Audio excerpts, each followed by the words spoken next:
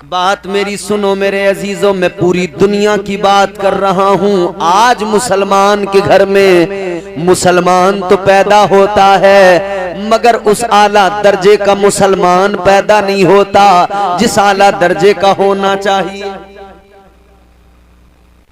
मगर हाँ, इसी दुनिया के अंदर एक वाहिद जगह नजर आती है, एक दुनिया के अंदर मकाम नजर आता है जहां आज भी आला दर्जे का मुसलमान पाया जाता है। उस जगह का नाम फलस्तीन है। तेरे मेरे घर में पैदा होने वाला कम उम्र में मोबाइल चलाता है, वहां पैदा होने वाला अल्लाह का कुरान पढ़ता है। तुम्हारे मेरे घर में पैदा होने वाला बड़ा हुआ जैसे ही वो हाथ में नशीली चीजें पकड़ता है, शराब की बोतलें उठाता है, वो जुए के अड्डों पे जाता है। मगर वो फलस्तीन का मुसलमान वो जैसे जैसे बड़ा होता है वो मस्जिद अक्सा में जाकर पेशानियां झुकाता है, अपने रब को राजी करता है, कहता है मौला आजमाइश है, इम्तिहान है मौला, तेरी रजा के लिए तेरी मोहब्बत में जान तो दे देंगे मगर तेरे घर को इन जालिमों के हवाले नहीं करेंगे। वो है मुसलमान आला दर्जे। मौत से घबराए हो? नहीं, डरे मौत से नहीं। अगर घबराते ना, डर जाते अगर, तो मस्जिद अक्सा यहूदियों के पास होती। इजराइल तुम जानते नहीं, दुनिया की तीसरी बड़ी सबसे बड़ी फौज उसके पास है, ताकतवर फौज। कब से चाहता है कि मैं कब्जा कर लूं बैतुल मुकद्दस पर, मस्जिद अक्सा को वो चाहते हैं कि शहीद करके यहाँ पे हम हैकल सुलेमानी तामीर कर दें, थर्ड टेम्पल तामीर कर दें। वो तो चाहते हैं, आज से नहीं बरसों से चाहते हैं। मगर हाँ, उनके पास में, उन फलस्तीनी मजलूमों के पास में न कोई ताकत है, न दौलत है, न हथियार है, न उनके पास में कोई बड़ी फौज है, न उनके पास में कोई दुनिया का सपोर्ट है, कुछ भी नहीं है। फकत उनका ईमान मजबूत है, उनके ईमान की ताकत है। खुदा की कसम, वो किसी ताकत पर या दुनिया के हथियार पे भरोसा नहीं करते, वो रहमते परवरदिगार पे भरोसा करते हैं। वो तो फकत अल्लाह की बारगाह में सर झुका के रो लेते हैं, या अल्लाह तेरा घर है, जान तो दे देंगे मगर पीछे नहीं हटेंगे। वो कहते हैं जान दे देंगे मगर पीछे नहीं हटेंगे। और यहाँ हमारा तुम्हारा हाल क्या है? मौलाना चिल्लाते रहे आओ आओ, कोई जाने को तैयार नहीं। मुअज्जिन कहता है हय्या अलस्सलाह, बार बार मुअज्जिन पुकार पुकार के कहता है हय्या अलल फलाह, बुला रहा है आओ कामयाबी की तरफ आओ, आओ नमाज के लिए आओ। मगर हाय मुसलमान, महल्ले की मस्जिद को तू आबाद करने को तैयार नहीं, बैतुल मुकद्दस की बात छोड़ दे। आज दुनिया के अंदर देखो सारे के सारे इतने बुज़दिल बन गए, फकत हाथ उठा के दुआ करने कोई बड़ा काम समझ लिया। सोच रहे हमने दुआ कर दी बस काफी है, हमारी जिम्मेदारी पूरी हो गई। क्या दुआ करने से हो गया काम? और दुआ वो भी हमारी, यकीन है कबूल होने का।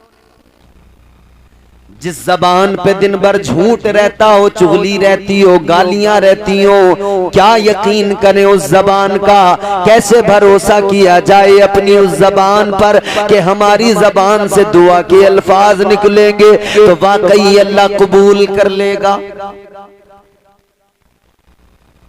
जिस जबान पर गालियां ही गालियां हो, उस जबान से निकली दुआ का क्या एतबार किया जाए? और दूसरी बात ये, फकत दुआ करने से कुछ नहीं होता। कोई घर में बैठ के बस दुआ करता रहे, या अल्लाह रोजी दे दे, रोजी दे दे, काम करने न जाए, कैसे उसको रोजी मिलेगी? निकलना पड़ेगा, काम करना पड़ेगा। ये जग पानी का रखा है, मैं यहाँ बैठ के दुआ करता रहूं, या अल्लाह मुझे पानी पिला दे, पानी पिला दे, मगर वो जग सामने है, वो जग मुझे नजर आ रहा है, पानी नजर आ रहा है। इतना तो करना पड़ेगा, उठ के जाना होगा, जग उठाना होगा, पानी गिलास में लेकर यूं लबों से लगाना होगा, तभी जाके प्यास बुझेगी। फकत बैठ कर दुआ करने से कुछ नहीं होने वाला, फकत दुआ के सहारे न बैठो, कुछ तुम्हें कोशिश भी करनी पड़ेगी, कुछ जद्दोजहद भी करनी पड़ेगी। बड़ी हमदर्दी है ना गाजा के मुसलमानों के लिए, फलस्तीन के मुसलमानों के लिए, तो सिर्फ दुआ तक रह गई हमदर्दी। दुआ भी करो, दवा भी करो।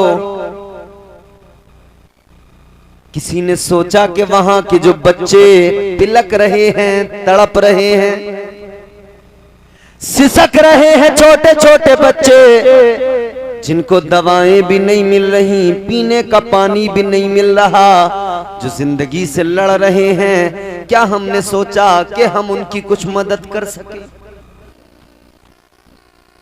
ताजदारे मदीना ने एक उम्मत बनाया, जिस्म का रिश्ता बनाया, मगर तुमने भुला दिया, उधर वो तकलीफ में थे, इधर हमने कोई फिक्र नहीं की।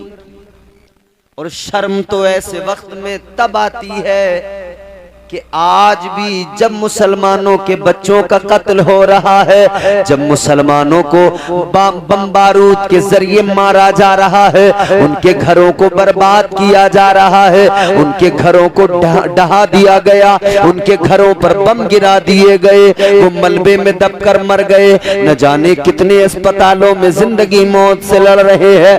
ऐसे माहौल में उधर फलस्तीन के मुसलमान तड़प रहे हैं, इधर बेगैरत कौम हो गई, इधर मुसलमान नौजवान खास तौर पर वर्ल्ड कप देखने में लगे हैं, क्रिकेट मैच देखने में लगे हैं। ऐ लोगों, कल मैदान महशर में सवाल होगा, परवरदिगार फरमाएगा, उधर वो तेरे मुसलमान भाई मर रहे थे, मस्जिद अक्सा की हिफाजत के लिए जामे शहादत नोश कर रहे थे, और तूने क्या किया? तू क्रिकेट देख रहा था, तू वर्ल्ड कप देखने में लगा था, तू माई 11 पर टीम बना रहा था, तू सट्टे लगा रहा था, तू माई 11 सर्कल पर करोड़ों जीतने के ख्वाब लेकर सट्टे लगा रहा था, तू पबजी खेल रहा था, तू मोबाइल पर लूडो खेल रहा था, तू तमाशों में लगा था, तू जुए के अड्डे पे बैठा था, तू शराब खाने पे बैठा था, तू इधर उधर नाच गानों में लगा था, तेरे यहाँ शादी हो रही थी, तू नाचने वालों पर, नाचने वालियों पर पैसे उड़ा रहा था, और उधर मुसलमानों का कत्ल किया जा रहा था। तुझे मुसलमानों का जरा सा भी ख्याल नहीं आया, तुझे जरा सा भी उनकी मोहब्बत तेरे दिल में नहीं आई।